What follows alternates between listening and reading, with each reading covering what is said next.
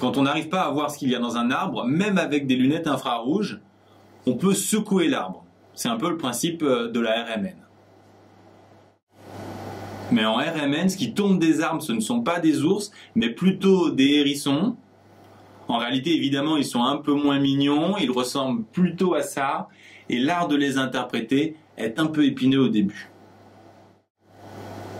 RMN signifie résonance magnétique nucléaire, parce qu'on a placé la molécule étudiée dans un champ magnétique qui fait vibrer les atomes d'hydrogène, et ces vibrations ont lieu à différents déplacements, à différents deltas, différents déplacements chimiques.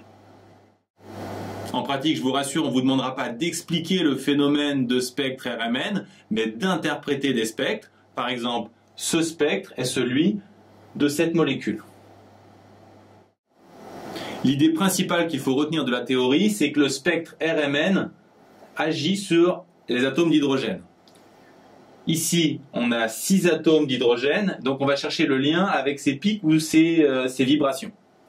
On voit qu'on a 6 atomes, on a 3 vibrations. Et si on regarde de plus près, on voit qu'on a 8 pics. Donc déjà, on n'a pas un pic pour un atome d'hydrogène ou une vibration pour un atome d'hydrogène. Les choses sont plus subtiles. Ce qui se passe est donc pas très intuitif, il faut connaître le mode d'emploi. En fait, ces différents H ici ont le même rôle. Je vous rappelle que la molécule peut tourner ici autour de cette liaison simple, donc en quelque sorte ils sont interchangeables. Tous ces H ici sont donc dits équivalents. De même pour ces deux H là, et celui-là par contre est tout seul.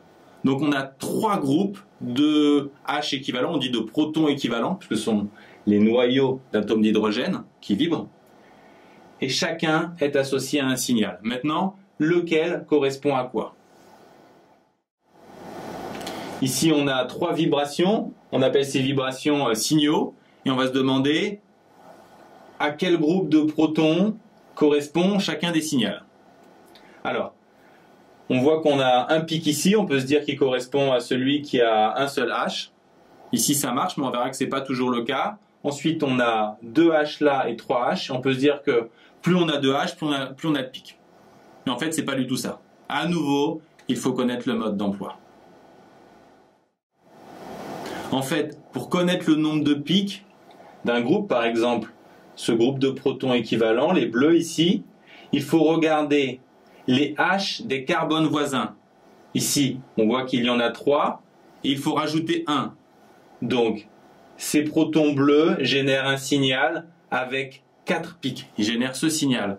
Et ceux-là, les rouges, sur le carbone voisin, il y a 2 hydrogènes. Si on fait plus 1, on trouve 3 pics. Donc, ils génèrent ce signal. Pour finir, vous devez savoir que plus un groupe de protons équivalent contient de protons, par exemple ici 3, plus il génère un signal intense. Donc, le signal à 3 pics, généré par 3 protons, va être plus fort que le signal à 4 pics généré par ces 2 protons. Si on veut déterminer les éléments du spectre RMN de cette molécule, récapitulons, il faut d'abord déterminer les groupes équivalents. Il y a le groupe des hydrogènes en rouge ici, le groupe des bleus et un en vert. On a 3 groupes et 3 signaux.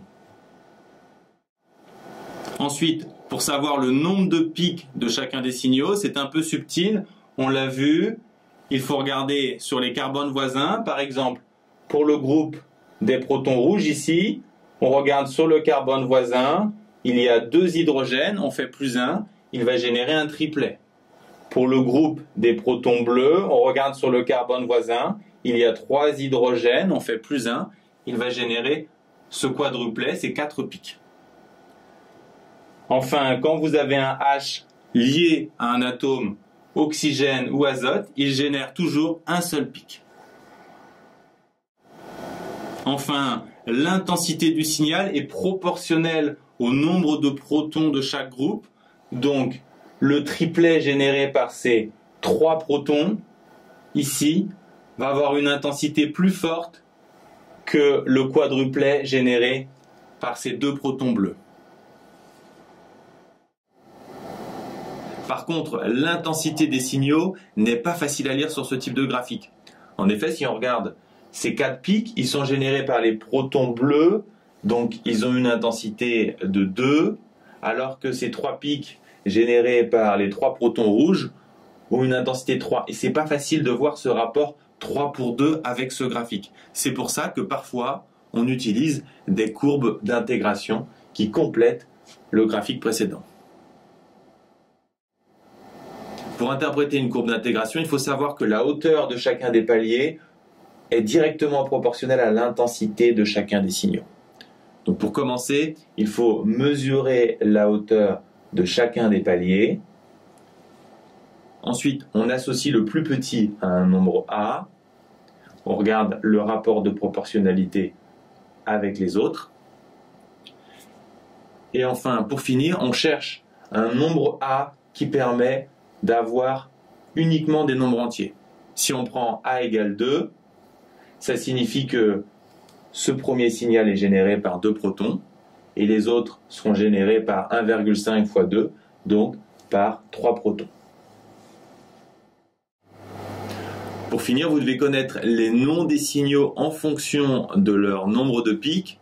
Si un signal a un pic, on parle de singulet. S'il en a 2, on parle de doublet. 3 pics, c'est un triplet. 4 et 5 pics, quadruplet et quintuplet. 6 pics, sextuplet, et ainsi de suite. Si on regarde cette molécule, on peut penser qu'elle porte 3 groupes de protons équivalents, et donc qu'elle va générer 3 signaux. Le premier, généré par les 3 protons bleus. Sur le carbone voisin, il y a 2H. 2H plus 1, ça fait 3. Donc les protons bleus vont générer un triplet d'intensité 3. De même pour les protons rouges. Enfin, les 2 protons verts. Sur les carbones voisins, on trouve 3 et 3, 6H. 6 plus 1, ça fait 7. Donc les protons verts qui sont 2 vont générer un septuplet d'intensité 2. Mais c'est faux. C'est faux parce qu'en réalité, il n'y a que 2 groupes de protons équivalents. En effet, si on s'intéresse aux 2 protons bleus ici en bas, celui-là, sur son carbone, il y a 2H. Sur le carbone voisin, il y a aussi 2H. Et sur le dernier carbone en bout de chaîne, il voit un CH3. Autrement dit, il voit exactement la même chose que ce H ici qui a lui aussi 2H sur son carbone, 2H sur le carbone du milieu et qui voit un CH3. Ces 6 protons bleus ont exactement le même environnement, donc ils vont générer le même signal. Donc retenez bien, des protons ne sont pas obligés d'être sur le même carbone pour être équivalents. Enfin, pour finir avec cette molécule, examinons les 2 signaux. Les 6 protons bleus, sur leur carbone voisin, il y a 2H, 2 plus 1, 3, ils vont générer un triplet, et comme ils sont 6, le triplet aura une intensité de 6. Et pour les 2 protons verts, comme précédemment, ils ont 6 voisins, 6 plus 1, 7, ils vont générer un septuplet d'intensité 2. Un exemple pour faire le point sur la méthode. Pour commencer, on cherche les groupes de protons équivalents. Alors ici, on peut se demander s'il n'y a pas une symétrie, si les H des CH2 ne sont pas équivalents, mais ceux de droite ont pour voisin un Br, alors que ceux de gauche ont pour voisin un CH3, donc ils ne sont pas équivalents. Donc il y a 5 groupes de protons équivalents qui vont générer 5 signaux. Ensuite, pour chaque groupe de protons équivalents, on va déterminer le nombre de pics et l'intensité. Commençons par les 3 protons violets. Sur le carbone voisin, il y a 2H, 2 plus 1, 3, ils vont générer un triplet. Et comme ils sont 3, ce triplet sera d'intensité 3. Pour les H rouges, ils ont 3H sur le carbone voisin, 3 plus 1, 4, ils vont générer un quadruplet d'intensité 2. Pour les protons verts ici, il n'y a pas de H sur leur carbone voisin, donc ils vont générer un singulet et d'intensité 3. pour le OH, ce H est attaché à un O, donc forcément il va générer un singulet, et il est tout seul, donc d'intensité 1. Enfin, pour les oranges ici, il n'y a pas de H sur le carbone voisin, donc ils vont également générer un singulet, et cette fois d'intensité 2.